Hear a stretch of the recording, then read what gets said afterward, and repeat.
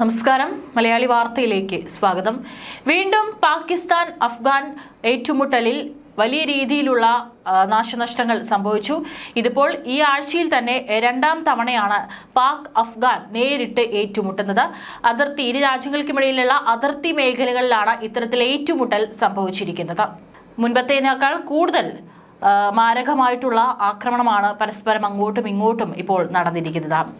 ഖൈബർ പഖ്തൂൺഖയിലെ കുർറാം ജില്ലയിലെ ഇരു രാജ്യങ്ങൾക്കുമിടയിലുള്ള അതിർത്തിയിലാണ് ഇപ്പോൾ ഏറ്റുമുട്ടൽ നടന്നിരിക്കുന്നത്. ഇന്നലെ രാത്രിയിലാണ് ആക്രമണം പൊട്ടിപ്പുറപ്പെട്ടത്. പാകിസ്ഥാൻ സുരക്ഷാ സേനയും അഫ്ഗാനിസ്ഥാൻ താലിബാനും തമ്മിൽ വീണ്ടും ഏറ്റുമുട്ടലുണ്ടായതായി വിദേശ മാധ്യമങ്ങൾ റിപ്പോർട്ട് ചെയ്തു. ആക്രമണത്തിൽ ഇരു രാജ്യങ്ങളിലെയും നിരവധി സൈനികർ കൊല്ലപ്പെട്ടതായാണ് വിവരം. ഖുറാമിൽ അഫ്ഗാൻ താലിബാനും ഫിറ്റ്ന അൽ ഗവാരിജും ഒരു പ്രകോപനവുമില്ലാതെ വെടിയുതിർക്കുകയും പാകിസ്ഥാൻ സൈന്യം പൂർണ്ണ ശക്തിയോടെയും തീവ്രതയോടെയും തിരിച്ചടിക്കുകയും ചെയ്തെന്നും അഫ്ഗാനിസ്ഥാൻ ആസ്ഥാനമായുള്ള സ്റ്റേറ്റ് ബ്രോഡ്കാസ്റ്റർ റിപ്പോർട്ട് ചെയ്തു. ഈ ആഴ്ചയിൽ ഇത് രണ്ടാം തവണയാണ് ഇരു വിഭാഗവും അതിർത്തിയിൽ ഇത്തരത്തിൽ വെടിവയ്പ് നടത്തുന്നത്. അഫ്ഗാനിസ്ഥാനിലെ ഗോസ്റ്റ് പ്രവിശ്യയിലെ ഡെപ്യൂട്ടി പോലീസ് താഹിർ അഹ്റാർ ഏറ്റുമുട്ടലുകൾ സ്ഥിരീകരിച്ചെങ്കിലും കൂടുതൽ വിവരങ്ങൾ വെളിപ്പെടുത്തിയിട്ടില്ല. അഫ്ഗാൻ താലിബാൻ സൈനിക പോസ്റ്റുകൾക്ക് കനത്ത നാശനഷ്ടമുണ്ടായതായും ടാങ്കുകൾ തകർന്നതായും അഫ്ഗാനിസ്ഥാൻ ആസ്ഥാനമായുള്ള ന്യൂസ് ചാനലുകളിലൂടെ റിപ്പോർട്ടുകൾ പുറത്തുവരുന്നുണ്ട്. ഖുറാം സെക്ടറിൽ അഫ്ഗാൻ താലിബാന്റെ മറ്റൊരു പോസ്റ്റും ടാങ്കറും നശിപ്പിക്കപ്പെട്ടതായും തുടർന്ന് ഷംസാദാർ പോസ്റ്റിലെ 4ാമത്തെ ടാങ്ക് പൊസിഷനും ആക്രമിക്കപ്പെട്ടതായാണ് ഇവർ വ്യക്തമാക്കുന്നത്. പാക് സൈന്യം ജനവാസ കേന്ദ്രങ്ങളിൽ ഷെല്ലാക്രമണം നടത്തിയെന്നും ആളുകൾ വീട് വിട്ട് പലായനം ചെയ്തെന്നും റിപ്പോർട്ടിൽ പറയുന്നു. ഫിറ്റ്ന അൽ ഗവാരിജിന്റെ ഒരു പ്രധാന കമാൻഡർ ഓപ്പറേഷനിൽ കൊല്ലപ്പെട്ടതായും റിപ്പോർട്ടുകൾ പുറത്തുവരുന്നുണ്ട്. പാക് സൈന്യത്തിന്റെ തിരിച്ചടിയിൽ അഫ്ഗാൻ ടാങ്കുകൾക്കും സൈനിക പോസ്റ്റുകൾക്കും കേടുപാടുകൾ വന്നതായും റിപ്പോർട്ടുകളുണ്ട്. അഫ്ഗാനിലെ ഗോസ്റ്റ് പ്രവിശ്യയിലെ ഡെപ്യൂട്ടി പോലീസ് വക്താവാണ് ഏറ്റുമുട്ടൽ സ്ഥിരീകരിച്ചിരിക്കുന്നത്. ഇത് ഈ ആഴ്ചയിൽ തന്നെ 7 ദിവസത്തിനുള്ളിൽ തന്നെ രണ്ടാം തവണയാണ് ഇത്തരത്തിൽ അഫ്ഗാൻ സൈന്യവും പാകിസ്ഥാൻ താലിബാനും ചേർന്ന് പ്രകോപനമില്ലാതെ ഒരു പാകിസ്ഥാൻ പോസ്റ്റിന് നേരെ വെടിയുതിർത്തതെന്നാണ് പാക് മാധ്യമങ്ങൾ പറയുന്നത്. ഖൈബർ പഖ്തൂൺഖ പ്രവിശ്യയിലെ കുറാം ജില്ലയിൽ പാക് സൈന്യം ശക്തമായി തിരിച്ചടിച്ചെന്നും റിപ്പോർട്ടുകൾ പുറത്തുവരുന്നുണ്ട്. പാകിസ്ഥാൻ താലിബാന്റെ പരിശീലന കേന്ദ്രം പാക് സൈന്യം നശിപ്പിച്ചതായും സുരക്ഷാ ഉദ്യോഗസ്ഥർ അറിയിച്ചു. പാക് അഫ്ഗാൻ സൈന്യങ്ങൾ അതിർത്തിയിൽ കഴിഞ്ഞ ദിവസങ്ങളിൽ ഏറ്റുമുട്ടിയിരുന്നു. ഇരുഭാഗത്തും നാശനഷ്ടങ്ങൾ ഉണ്ടായി. നിരവധി സൈനികർ കൊല്ലപ്പെട്ടു. സൗദി അറേബ്യയുടെയും ഖത്തറിന്റെയും അഭ്യർത്ഥനയെ തുടർന്ന് ഞായറാഴ്ച ഏറ്റുമുട്ടൽ അവസാനിച്ചിരുന്നു. പാകിസ്ഥാനും അഫ്ഗാനും ഇടയിലുള്ള വഴികൾ അടഞ്ഞുകിടക്കുകയാണ്. 58 പാക് സൈനികരെ കൊലപ്പെടുത്തിയെന്നാണ് അഫ്ഗാൻ അവകാശപ്പെടുന്നത്. എന്നാൽ തങ്ങളുടെ 23 സൈനികരെ നഷ്ടമായെന്നും 200-ലധികം താലിബാൻകാരെ കൊലപ്പെടുത്തിയെന്നും പാകിസ്ഥാൻ പറയുന്നു. തെഹ്രീക്ക് താലിബാൻ പാകിസ്ഥാന്റെ ഒളിത്താവളങ്ങൾ ലക്ഷ്യമിട്ട് പാകിസ്ഥാൻ സൈന്യം അഫ്ഗാൻ അതിർത്തിയിൽ ആക്രമണം നടത്തിയതോടെയാണ് സംഘർഷം തുടങ്ങിയത്. ഇപ്പോൾ പാകിസ്ഥാൻ താലിബാനുമായി ഒരു സാധാരണ നില സ്ഥാപിക്കാൻ ശ്രമിക്കുകയാണ്.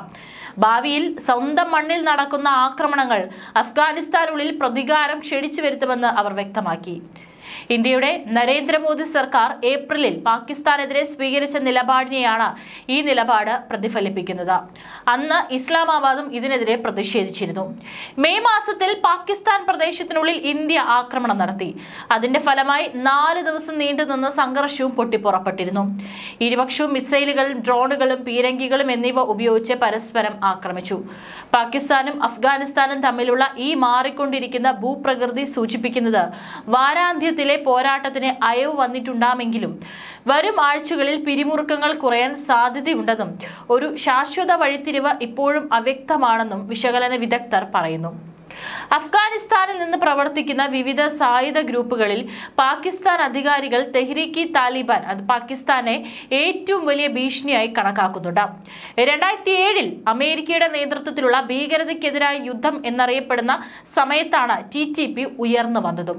വർഷങ്ങളായി ഇസ്ലാമാബാദിനെതിരെ സായുധ പ്രചാരണം നടത്തിവരികയാണ്. കർശനമായ ഇസ്ലാമിക നിയമം നടപ്പിലാക്കാൻ ശ്രമിക്കുന്നുമുണ്ട്.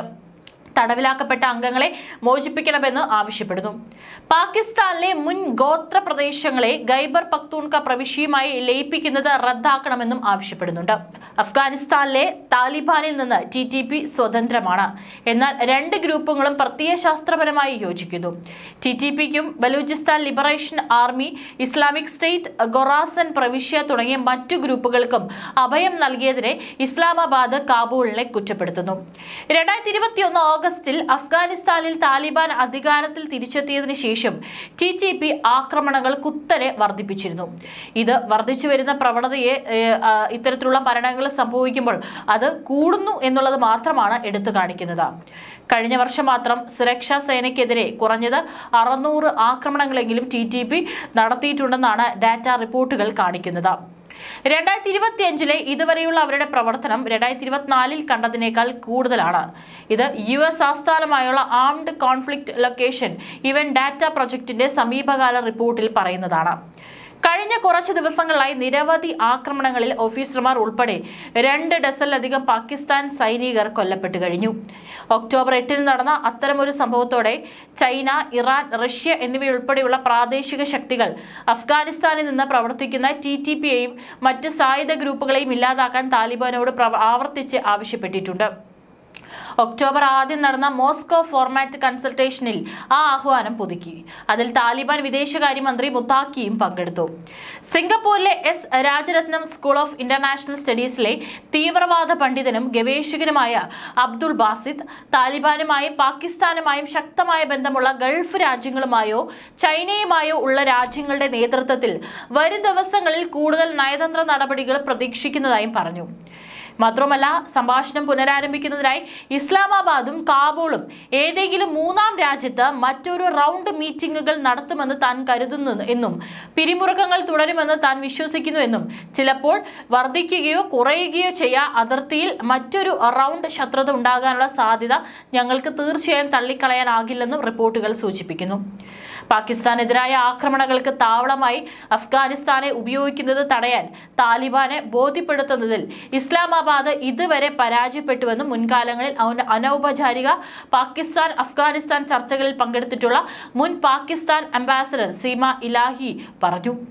ഇത്തരം സംഘർഷങ്ങൾ ഉഭയകക്ഷി സഹകരണത്തെ ദുർബലപ്പെടുത്തുകയും പ്രാദേശിക സ്ഥിരതയെ പ്രതികൂലമായി ബാധിക്കുകയും ചെയ്യുമെന്ന് ഇരുപക്ഷവും തിരിച്ചറിയണമെന്നും അവർ പറഞ്ഞു.